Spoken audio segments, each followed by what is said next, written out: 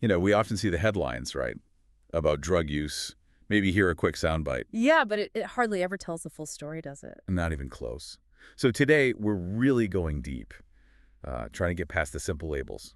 Absolutely. To understand the sheer complexity of drug use and also, importantly, the paths people take towards recovery. We've looked at quite a bit of material, personal accounts, expert analysis. That's right. And the goal here isn't just like listing facts. It's about really grasping the forces involved, the causes, the effects, which are often huge, and finding those real solutions. Okay, let's jump in then, because one of the first things that struck me from the sources was how strongly they challenged that old idea. The idea that it's just a choice, a bad decision. Exactly. It paints a much, much bigger picture.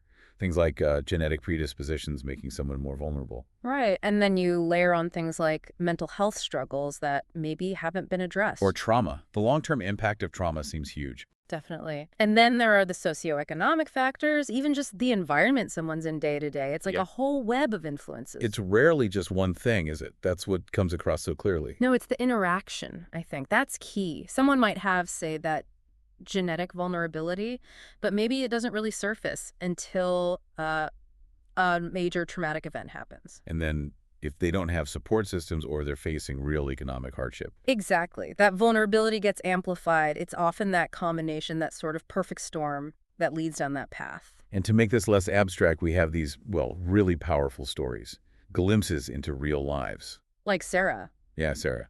Her opioid use apparently started after a sports injury, something that could happen to anyone, really. It makes it relatable, unfortunately. Then there's Mark, turned to methamphetamine feeling crushed by career pressure. Uh-huh. Another common trigger, that kind of intense stress.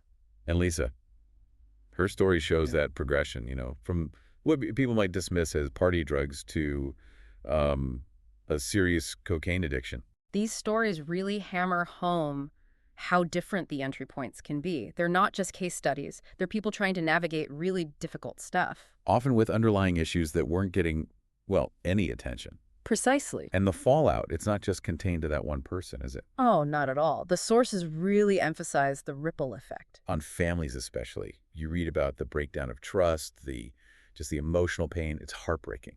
And then zooming out, you see the impact on the community, increased crime sometimes, a real strain on healthcare. Hospitals, emergency services. Social cohesion can even weaken. It touches everyone in one way or another. And there's a specific mention, isn't there, about children? Yes, a really crucial point.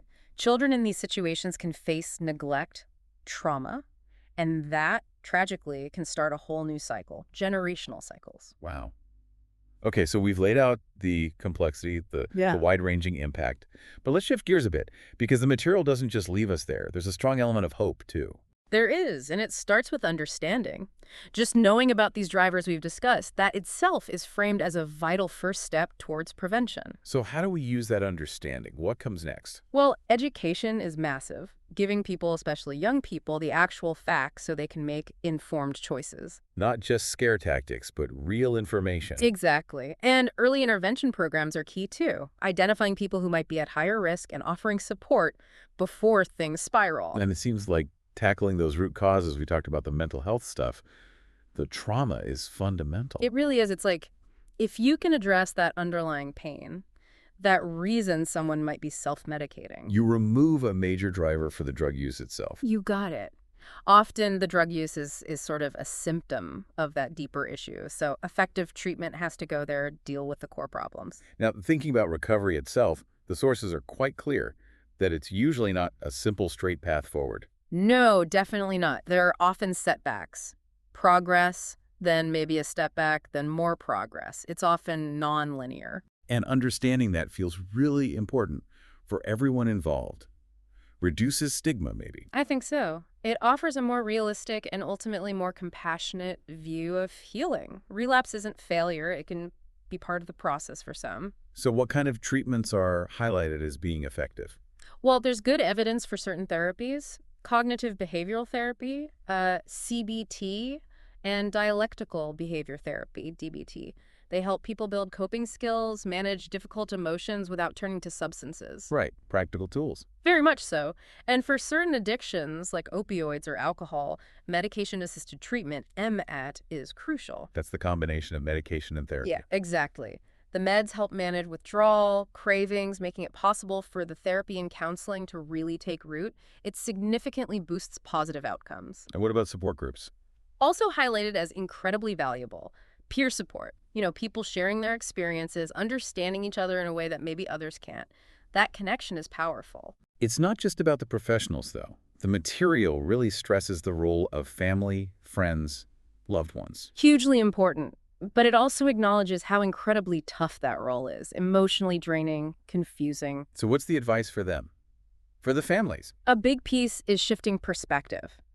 Understanding addiction as a health issue, a disease, not a moral failing, that can change everything in how a family responds. Less judgment, more support. Ideally, yes. But also, setting healthy boundaries is vital. For the family's own well-being, too. It's not about enabling, it's about supporting recovery in a healthy way. That sounds like a difficult balance to strike. It is, which is why seeking professional guidance isn't just for the person using drugs, but for the family members, too. Are there specific resources mentioned for families? Yes, organizations like Al-Anon for families of those with alcohol issues and Nar-Anon for families affected by drug addiction. They offer support, perspective, shared experience. Invaluable, really. Offering that non-judgmental support while holding those boundaries, that seems to be the key message. Okay, so if we try to pull this all together, it feels like the main point is we have to move beyond just blaming the individual. Absolutely.